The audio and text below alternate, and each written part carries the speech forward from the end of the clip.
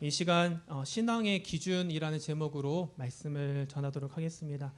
1999년 9월에 화성 궤도에 진입을 하던 미국의 화성 기후 궤도선이요, 공중에서 폭파되는 사건이 있었습니다. 이유는 계기판을 잘못 봤기 때문인데요. 계기판에 있는 그 숫자를 잘못 읽은 거죠. 당시 이제 이 위성을 만들었던 기업이 미국의 로키드 마틴사인데요. 이 제조할 때에 야드법을 가지고선, 야드 파운드법을 가지고선 제조를 한 겁니다. 그러니까 숫자가 다 야드에 대한 숫자인 거예요. 그런데 탐사선을 실제로 운영한 나사에서는요, 이 숫자들을 미터법으로 읽은 겁니다. 그러니까 숫자에서 차이가 난 거예요. 결국 공중에서 산산조각이 나게 되었습니다. 미국과 캐나다 국경지대에 가면은요, 미국과 캐나다를 오갈 때에 항상 과속으로 인한 사고가 빈번하게 발생을 한다고 해요. 미국의 속도는 마일이고 캐나다는 킬로미터를 쓴다고 합니다. 근데 1마일이 1.6km예요. 그러니까 예를 들면 50km로 달렸다 그랬는데 50km니까 50만 써 있잖아요. 우리도 50 딱 써 있잖아요. 근데 캐나다로 들어가면은 그 50이 80km가 되는 거예요. 그러니까 나도 모르게 속도 위반을 하게 되는 거죠. 이렇게 단위 변화를 생각하지 않고 숫자만 보다가 보면은요, 결국 이렇게 문제가 생기게 되는 겁니다. 서로 이렇게 기준이 다르니까 내 기준으로 생각하고 바라보니까 문제가 되어지더라는 것이죠. 그래서 사람들은 더 정확한 기준을 세우고자 노력을 많이 했습니다. 지금 우리나라는 이제 미터법을 쓰고 있잖아요. 거리 측정할 때 미터를 쓰고 있는데, 이 미터법이 1799년에 프랑스에서 처음 도입이 되었다고 합니다. 1991년 한 해 전에 이 변하지 않는 도량형을 만들기 위해서 논의를 많이 했다고 해요. 당시에 이제 단위 체계가 1피트, 약 30cm 정도 되는데요. 이 1피트라는 그 단위를 다 사용은 하지만 실질적으로 그 길이가 30.48cm인데 이게 800여 개나 되었대요. 그러니까 이 사람이 다 재는 길이가 다 다른 거예요. 성경에도 1규빗이 나오죠. 1규빗이 어느 정도입니까? 손끝에서 팔꿈치까지 거리. 그게 1규빗이죠. 근데 사람마다 다 팔 길이가 다 달라요. 그러니까 다 다르게 나올 수밖에 없는 거죠. 결국 더 정확한 이 길이를 재고자, 이 파리를 통과하는 좌우선의 절반, 즉 북극에서 적도까지의 거리의 1천만 분의 1, 이게 1m로 정했어요. 무슨 말인지 아시겠어요? 모르겠죠? 무슨 말인지는 모르지만 이게 1m예요. 그런데 과학이 조금 더 발전을 하면서 이것을 다시 정의를 했습니다. 빛이 진공속을 2억 9,979만 2,458분의 1초 동안 이동한 거리. 예, 이게 1m예요. 이해가 되지 않아요? 예, 이게 1m예요. 정확한 과학적인 1m가 이거예요. 자, 이것을 가지고선 전 세계가 다 통용하고 있는 거예요. 미국을 비롯해서 몇몇 나라, 한 3-4 나라 빼고는 다 미터법을 사용을 하고 있다고 합니다. 자, 우리 인생에서도 이와 같이 이런 기준이 필요한 거예요. 삶의 기준이 필요합니다. 기준이 없으면은 반드시 문제가 생길 수밖에 없는 것이죠. 사사기 21장 25절에 우리가 잘 아는 말씀이 있습니다. 뭐라고 이야기합니까? 그때에 이스라엘에 왕이 없으므로 사람이 각기 자기 소견에 옳은 대로 행하였더라 그랬어요. 각기 자기 소견에 옳은 대로. 내가 기준인 거예요. 내가 좋으면 좋은 겁니다. 이것은 기준이 없는 상태를 보여주죠. 기준이 없으니까 다른 사람은 상관하지 않고 자기 뜻대로 나 좋을 대로 하다 보니까 결국 매일같이 다툼이 일어날 수밖에 없는 거예요. 싸울 수밖에 없는 겁니다. 서로 뺏고 빼앗기는 그런 삶, 평안이 없는 그런 삶을 살 수밖에 없는 것이죠. 오늘 우리의 신앙생활도 마찬가지입니다. 오늘 본문은 이 신앙의 기준이 불분명할 때에 일어나는 문제에 대해서 이야기를 하고 있어요. 우리가 읽지는 않았지만 이 앞에 나오는 내용은 뭐냐면 우상에게 드린 제물, 그 고기를 먹는 문제에 대해서 이야기를 하는데 믿음이 굳건한 사람, 잘 이 하나님의 말씀에 대해서 잘 알고 있는 그런 사람들에게 대하여서는 이것이 절대 문제가 되지 않았습니다. 그러나 이제 믿음이 좀 연약한 사람, 이제 막 믿기 시작한 사람, 잘 모르는 그런 사람들에게는 이것이 큰 문제가 된 거예요. 우상에게 바쳐진 음식을 먹는다라는 것이 그리스도인으로서 하나님을 믿는 사람으로서 찔림이 되었다라는 겁니다. 마치 하나님과 우상을 겸하여 섬긴 것 같은 그런 죄책감을 느끼게 되더라는 겁니다. 근데 특히 이제 다니엘서를 보게 되면 비슷한 내용이 있잖아요. 다니엘서에 이 우상에게 섬긴 그 고기들을 먹게 할 때에 다니엘이 어떻게 했습니까? 환관장을 불러다가 우리가 이것을 먹지 않겠습니다. 일주일 동안 저희들을 채식만 할 수 있도록 한번 배려해 주십시오. 일주일 후에 보니까 고기를 먹었던 사람들보다 더 때깔이 좋았다라고 이야기를 한단 말이죠. 자, 이 말씀을 보고 듣고 읽은 사람으로서 지금 현재 나는 우상에게 절한 고기를 먹고 있단 말이죠. 그럼 나는 믿음이 없는 것이죠. 그렇지 않겠습니까? 믿음의 선진들은, 다니엘은 그것을 거절했는데, 사실 거절하는 것도 쉬운 게 아니잖아요. 노예의 신분이었던 사람이 환관장에게, 고급 관리에게 이거 명령을 거부한다라는 것은 사실 큰 모험을 하는 겁니다. 근데 나는 그런 모험도 하지 않았어요. 그냥 고기 있으니까 먹는 거란 말이에요. 고기가 뭐라고? 이거 사실 안 먹어도 되는 거잖아요. 안 먹고 살 수 있잖아요. 아닙니까? 고기 뭐 다른 것도 있잖아요. 대체 고기도 있잖아요. 예? 고기가 뭐라고? 그게 먹는 게 뭐라고? 그것이 나를 시험에 들게 만들더라는 거예요. 반대로 오랫동안 신앙생활을 하고 믿음이 있는 사람들, 이 사람들에게는 이것이 전혀 문제가 되지 않았어요. 그들은 말씀을 너무나 잘 알고 있었어요. 하나님은 사람을 외모로 보지 않는다 하셨죠. 그 중심을 보신다 그랬어요. 말씀을 잘 알고 있습니다. 주의 영이 계신 곳에는 자유함이 있다 그랬어요. 이 말씀을 너무나도 잘 알아요. 이 사람들은 하나님의 말씀을 굳게 믿고 하나님 안에서 자유함을 누리는 사람들이에요. 그래서 내 믿음의 중심이 하나님 앞에 바로 서 있기 때문에 이것이 전혀 문제가 되지 않는다라는 것을 알고 있죠. 예를 들면 나아만 장군이 고침을 받았죠. 고침을 받고 나서 고향 땅으로 돌아가기 전에 나아만 장군이 한 게 뭐냐면 그 땅에, 이스라엘 땅에 흙을 담아다가, 수레에 담아다가 가지고 가는 거예요. 자기 거처에다가 그 흙을 다 깔아놓고 내가 거기에서 하나님을 예배하겠다라는 거예요. 그 마음의 중심이 완전히 하나님께 향하여져 있는 것을 볼 수가 있습니다. 그런데 그때에 나아만 장군이 한마디 하죠. 그러나 내가 섬기는 왕이 그 우상에게 제사 드리러 갈 때에 나도 뒤따라 가야 되는데, 그때에 왕은 절하는데 나만 거기에 꼿꼿이 서 있을 수 있습니까? 내가 섬기는 왕인데 안 되니까 그때 내가 고개를 숙여 굽혀서 절하는 것을 이해해 달라고, 용서해 달라고 요청을 합니다. 그럴 때에 엘리사가 너는 평안히 가라 그러거든요. 평안히 가라. 이해한다라는 거예요. 네 중심이 하나님께 있다는 것을 알고 너의 그 모습이 비록 우상에게 절하는 꼴이 되어 있지만 내가 너의 중심을 안다라고 허락한 거란 말이죠. 그런데 그 모습을 하나님을 믿는 다른 사람들이 봤을 때에, 또는 믿음이 연약한 자들이 바라봤을 때에는 이 사람 하나님 믿는다고 해놓고 헛믿었네? 우상에게 절하고 앉아있네? 이렇게 되지 않겠냐는 거예요. 시험거리가 되더라는 겁니다.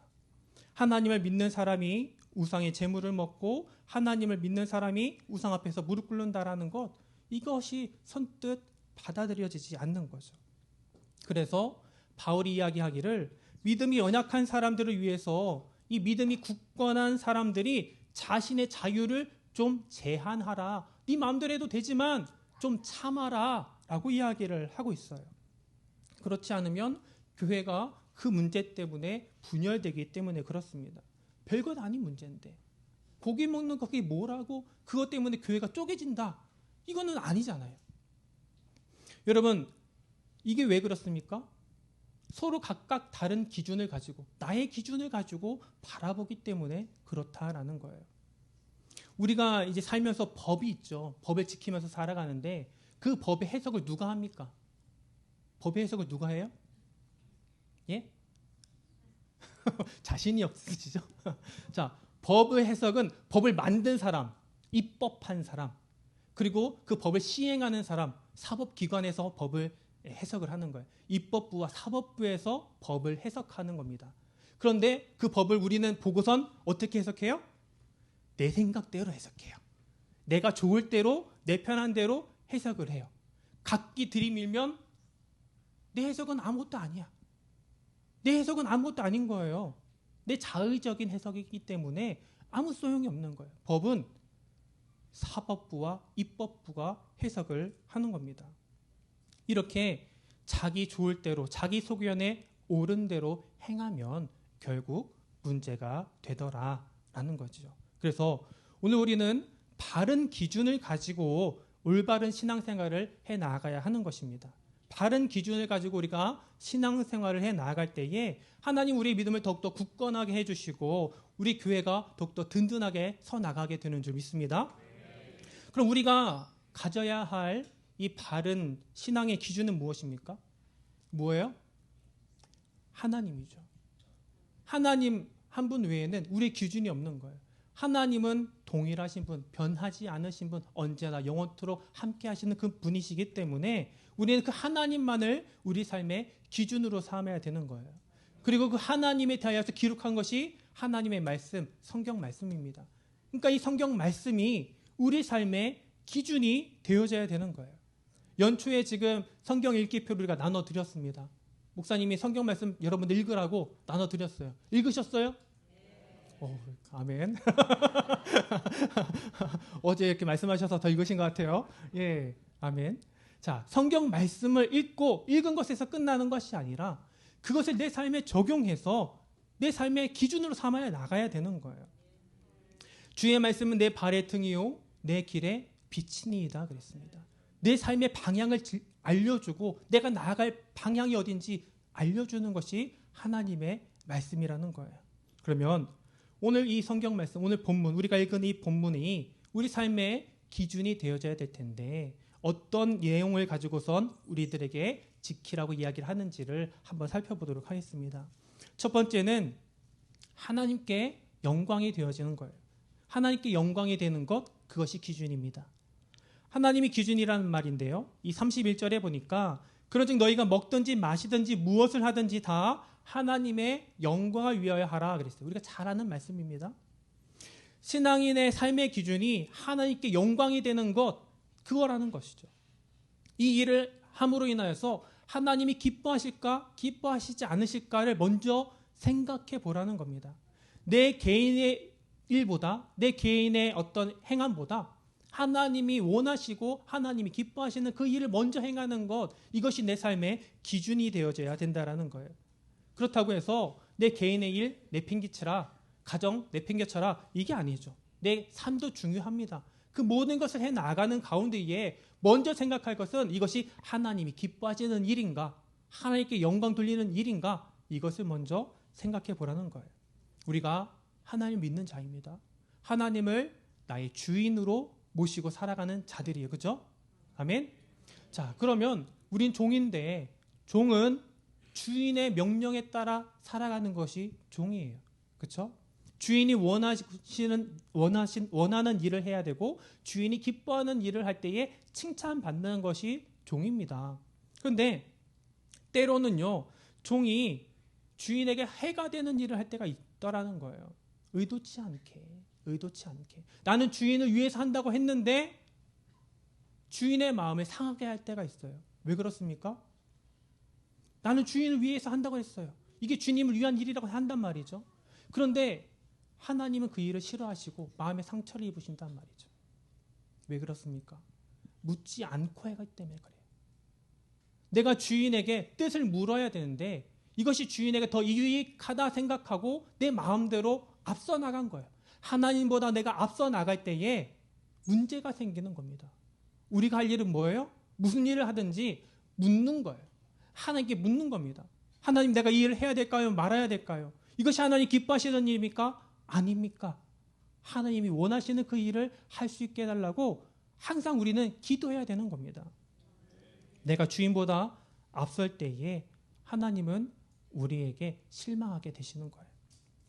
엄마의 기준이 아이의 수준을 맞는다라고 하는 그런 책이 있는데요. 개척교회의 이제 사모님이, 개척교회를 운영하는 그 사모님이 장애영이라고 하시는 사모님이신데, 자신의 아들을 키운 내용이에요. 그 아들이 만 15세에 최연소로 연세대에 합격을 하고요. 21세에 최연소로 사법고시에 합격했대요. 그래서 이 아이를 내가 어떻게 키웠는지, 여러분 눈빛이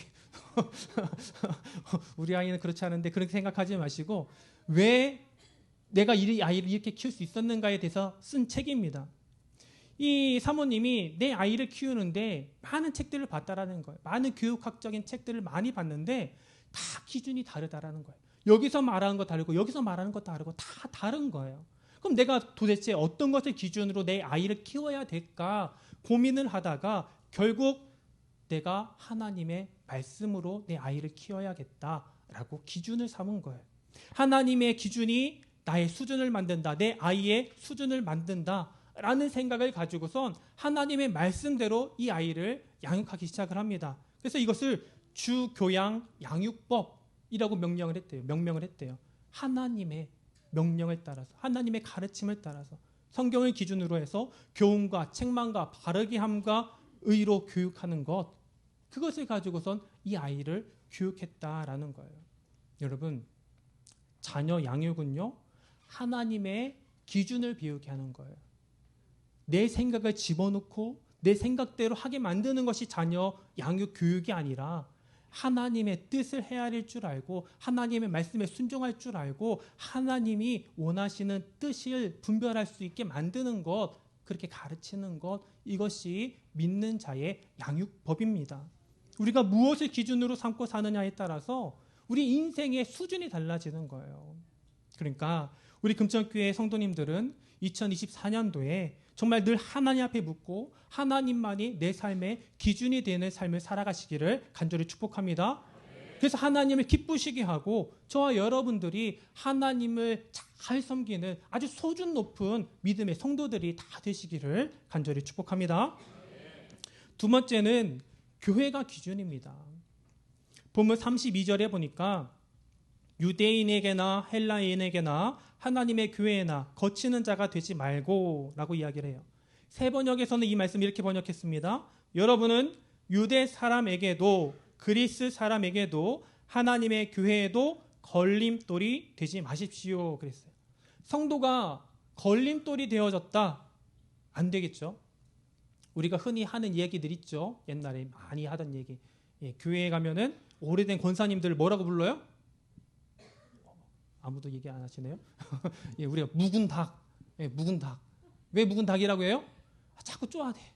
사람이 자꾸 쪼아대. 묵은 닭이라고 이야기를 했단 말이에요. 자, 여기 보니까 묵은 닭 있어요, 없어요? 왜 말씀, 묵은 닭 있어요, 없어요? 없어. 여기는 하나도 없어. 다 갔어. 하나도 없어. 제가 보니까 여기 묵은 닭은 하나도 없어요. 그런데 조심해야 돼. 묵은 닭이 되고 싶어서 묵은 닭이 됐을까요? 아니에요. 오래 있다 보니까 묵은 닭이 된 거예요. 무슨 말인지 아시겠어요?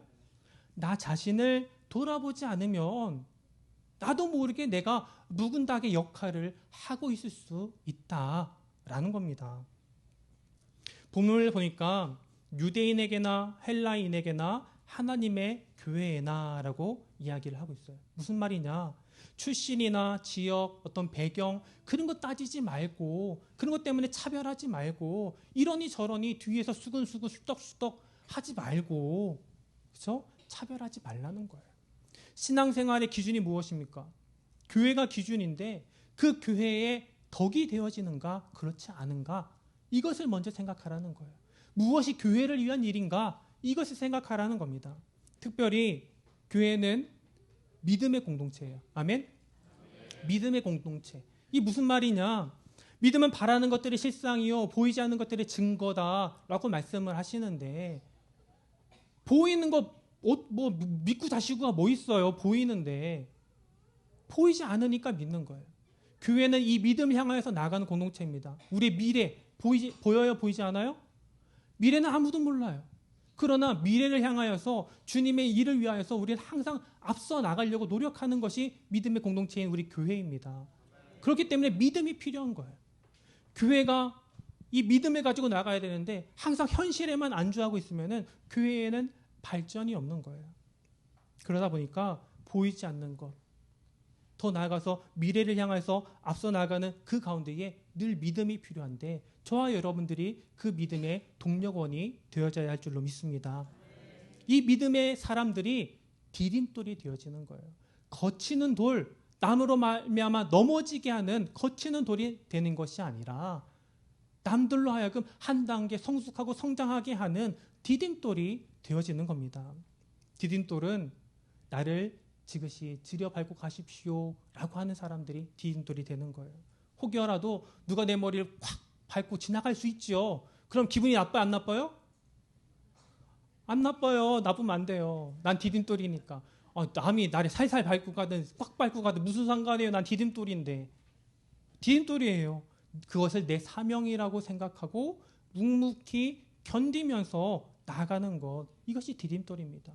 나를 먼저 생각하지 않고 나는 그곳에 있지만 나보다는 다른 사람들이 건너갈 수 있도록, 다른 사람들을 더 높은 곳으로 향해 나아갈 수 있도록 배려하고 양보하고 하는 것이 디딤돌이에요. 여기 계신 우리 모든 성도님들은 이 묵은 닭이 아니라 정말 디딤돌로서 2024년 한 해를 묵묵히 수행해 나가는 저 여러분들 되시기를 바랍니다. 여러분들이 다른 사람들보다, 다른 성도님들보다 더 열심히 있어서 이 자리에 나왔고요. 더 하나님께 가까이 나가기 위해서 이 자리에 나왔어요. 그런 여러분들은 디딤돌이 되어져야 되는 거예요. 기타 다른 성도님들 외에 그 사람들보다 더 열심히 그 일을 감당해야 된다는 거죠. 그러려면 힘들어요. 어려워요. 그러나 그 일을 묵묵히 해 나갈 때에 하나님이 주시는 은혜가 넘쳐나는 줄 믿습니다. 세 번째는 내가 아니라 남이 기준이에요. 33절이 이렇게 이야기합니다.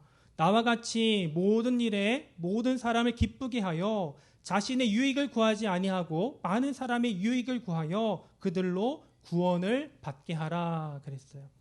자, 세 번역에서 이것을 이렇게 이야기합니다. 잘 들어보세요. 나도 모든 일을 모든 사람의 마음에 들게 하려고 애씁니다. 그것은 내가 내 이로움을 구하지 않고 많은 사람의 이로움을 추구하여 그들이 구원을 받게 하려는 것입니다. 이렇게 번역했어요. 자, 우리는 항상 나를 기준으로 삼는단 말이에요. 내가 좋으면 좋은 거예요. 대부분의 사람들이 다 그렇게 살아갑니다. 그런데 오늘 본문에서는 하나님을 믿는 자로서 우리가 더 이상 나의 유익을 구해서는 안 된다라고 이야기를 하고 있습니다. 내가 편한 대로가 아니라 가능한 모든 사람들에게 맞춰주라는 거예요. 모든 사람의 마음에 흡족하도록 내가 맞춰주라는 거예요. 힘들어요, 안 힘들어요? 자신이 넘치는데요. 너무 힘든 거예요. 아니, 한두 사람 입맛 맞추는 것도 힘든데 100이면 100을 다 맞추라는 거예요. 어떻게 가능합니까? 불가능하겠죠. 그런데 할 수 있으면 그렇게 하려고 애쓴다라는 거예요. 그러려면 수천 배, 수만 배의 노력이 더 필요한 거예요. 그게 신앙생활입니다. 얼마나 피곤해요. 얼마나 힘이 들어요. 그러나 그러기 위해서 내가 먼저 희생하고 내가 먼저 배려하고 내가 먼저 양보해 나가는 거예요. 아니 그거 너무 비효율적인 거 아닙니까? 꼭 그렇게까지 해야 됩니까?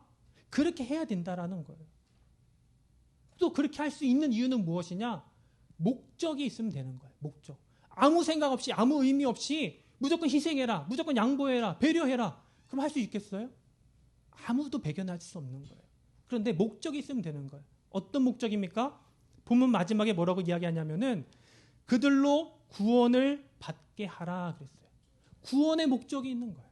영혼 구원을 위해서 내가 희생하고 내가 양보하고 내가 배려하고 할 수 있다라는 거예요. 영혼 구원이 무엇입니까? 하나님이 우리들에게 맡기신 가장 큰 사명 아닙니까? 그 목적, 하나님이 기뻐하시는 그 목적을 위해서 우리는 나 자신을 희생할 수 있다라는 거예요. 여러분, 신앙생활은요, 내 구원을 위해서 하는 거 아니에요. 제가 전에도 말씀드렸지만 우리는 이미 구원을 받은 사람들입니다. 아멘? 구원받은 사람들이에요. 신앙생활은 구원받은 사람들이 하나님을 기쁘시게 하는 삶을 살아나가는 것이 신앙생활이라고 제가 말씀드린 적이 있어요. 여러분, 우리는 하나님의 영광을 위해서 하나님을 기쁘시게 하기 위해서 살아가는 자들입니다. 하나님이 가장 기뻐하시는 영혼 구원하는 일, 그 일에 내가 쓰임을 받는데 내가 어찌 희생하지 않을 수 있겠습니까? 어찌 양보하지 않을 수 있겠습니까? 배려하지 않을 수 있겠습니까? 나는 힘들고 나는 괴롭고 어렵지만 그 하나님이요, 내 힘으로 하라고 하지 않으세요. 성령이 주시는 힘과 능력으로 감당할 수 있는 힘과 능력을 우리들에게 허락해 주시는 줄 믿습니다. 하나님 주시는 능력으로 그 일을 해나가는 거예요. 오늘 우리는요, 이 일을 위해서 살아나가야 됩니다. 그러기 위해서 늘 내가 기준이 아니라 남이 기준이 되어져야 된다. 본문 29절에 내가 말한 양심은 너희의 것이 아니요 남의 것이니, 그래서 남의 것, 남의 양심에 대하여서 이야기를 하는 겁니다. 그 앞에 25절부터 28절까지를 보게 되면은 양심을 위하여 묻지 말고 먹으라 그러기도 하고, 묻지 말고 먹지 말라라고 이야기를 하기도 하고, 먹으라고 했다가 먹지 말라고 했다가 막 왔다 갔다 해요. 기준이 왜 이렇게 헷갈리게, 이렇게 언제는 먹으라고 하고 언제는 먹지 말라고 하고, 왜 그러느냐? 내가 기준이면은 이건 헷갈리는 건데 남이 기준이면 그렇지 않다라는 거예요. 때로는 이 사람이 있을 때에는 먹지 말고 이 사람이 있을 때는 먹어도 되고, 기준이 되는 거예요. 믿음이 연약한 자를 배려하고 믿음이 강한 자에게는 상관없이. 이것이 우리의 신앙생활의 기준이 되어져야 된다. 아니, 그러면 내가 그렇게까지 사람들의 눈치를 보면서 살아가야 되나? 남의 눈치를 보면서 그 영혼 살리는 그 일을 그렇게 해야 되나? 그런 생각도 들잖아요. 생각해 보세요. 지금 이 자리에도 여러분 식사 못하고 오신 분들도 계시죠. 일 끝나고 급히 이 자리 예배드리러 오신 분들도 계실 겁니다. 얼마나 힘들고 얼마나 지칩니까? 주변 사람들 눈치도 보면서 그 사람들에게 맞추면서 그렇게 또 살아가라? 지금도 힘들게 신앙생활 하는데 그렇게 또 하라고 하니 얼마나 힘이 들겠어요. 그러나 기억할 것은 모든 것에 하나님이 주시는 힘과 능력으로 능히 감당할 수 있는 줄 믿습니다. 모든 것이 가하나 모든 것이 유익한 것이 아니요, 모든 것이 가하나 모든 것이 덕을 세우는 것은 아니니 누구든지 자기 유익을 구하지 말고 남의 유익을 구하라 그랬어요. 우리가 이렇게 남의 유익을 위하여서 살아갈 때에 우리는 그 한 영혼을 구원할 수 있는 줄 믿습니다. 한 사람을 전도하는 기회가 되는 거예요. 내가 따로 말하지 않아도 내 삶의 그 배려와 양보와 이해함으로 말미암아 그 사람이 구원을 받을 수 있는 기회가 되어진다라는 겁니다. 여러분, 신앙인으로서 우리가 이 삶을 살아간다는 것 정말 힘든 일이에요. 어려운 일입니다. 그 기준이 나에게 있지 아니하고 하나님께 있고 교회에 있고 타인들에게 있어요. 그러니까 남보다 더 열심히 그렇게 살아야 하는 것입니다. 여러분, 이 새 중에 박새라고 있는데요. 박새는 이 번식력이 뛰어나고 사람이 있는 환경에도 잘 적응하는 편이라고 합니다. 의외로 쉽게 볼 수 있는데 새끼가 생기게 되면은요, 온종일 새끼를 먹이를 이제 물어다 주는 거예요. 그게 하루에 100회 이상을 왔다 갔다 한다는 거예요. 여러분 100번 밥 차려보세요. 죽겠죠? 100번을 한다는 거예요. 겨울 철새로 알려진 기러기 있잖아요. 기러기 우리 자주 보는데 이 기러기가 따뜻한 곳을 찾아서 왔다 갔다 하는 철새 아닙니까? 근데 서울에서 부산을 50번 왕복하는 거리 약 4만 킬로를 오간다라는 거예요. 한 해에. 극제비갈매기라는 새가 있대요. 저도 몰라요. 그런데 이 새는 북극에서 남극을 오간대요. 한 해에 북극에서 남극을 맨날 오가는 거예요. 근데 평균 수명이 30년이에요. 30년 동안 오가는 거리가 여기에서 달을 3번 왕복할 수 있는 거리라고 합니다. 새들도 이렇게 치열하게 살아가는 거예요. 내게 주어진 삶 속에서 정말 최선을 다해서 치열하게 살아가는 겁니다. 여러분, 우리 신앙생활은요, 설렁설렁 헐렁헐렁 그렇게 하는 게 아니에요. 오늘 오전에 목사님이요, 화요전도 때에 이야기하셨어요. 바쁘게 살아야 된다고. 예? 바쁘게 살아야 된다고. 바쁜 것이 참 불편한 것 같고 힘든 것처럼 보이지만 그것이 우리들에게 축복이 되어지는 줄 믿습니다. 손 놓고 있으면 뭐 할 거예요? 멍하니 있으면 뭐 할 겁니까? 아무런 유익이 없는 겁니다. 한가하게 산다는 것 좋은 것처럼 보이지만 나만의 유익을 위해서 살아가는 삶인 거예요. 하나님 그것에 기쁘게 여기지 않습니다. 남의 유익을 위하여서 모든 사람을 위하여서 살아가는 것을 하나님은 원하시는 줄 믿습니다. 그래서 우리 2024년에 우리 성도님들이 정말 신앙인으로서 하나님을 기쁘시게 하기 위해서 최선을 다해서 주께 더 가까이 나가기를 바라는데요. 그것은 기준을 분명히 해야 된다. 하나님을 기준으로 삼고 말씀을 기준으로 삼고 또 내가 기준이 아니라 다른 사람들이 나의 기준이 되는 그런 삶을 살아감으로 인하여서 하나님을 기쁘시게 하는 우리 금천교회 모든 성도님 되시기를 간절히 축복합니다. 이 시간 함께 기도하겠습니다. 기도하실 때에 하나님이 내 삶의 기준이 되어주기를 원합니다. 하나님의 말씀이 내 기준이 되기를 원합니다. 내가 아니라 타인이 내 삶의 기준이 되기를 원합니다. 하나님 이 일을 가능케 하여 주시옵소서. 나는 부족하고 나는 연약하지만 오직 성령님의 은혜와 능력으로 말미암아 내가 이 일을 감당해내기를 원합니다. 힘든 삶이지만 하나님 신앙인으로서 하나님이 나에게 원하시는 그 삶을 살 수 있게 하여 주시옵시고 나의 그 힘든 삶을 통하여서 혹여라도 죽어가는 한 영혼을 살릴 수 있다면 하나님 그것으로 기뻐할 수 있는 자가 될 수 있게 해달라고 기도하시기를 바랍니다. 함께 이 시간 기도하실 때에 하나님 오직 하나님이 나의 기준이 되어지게 하여 주시옵소서. 이 시간 통성으로 주여 한번 간절히 부르짖고 기도하겠습니다. 주여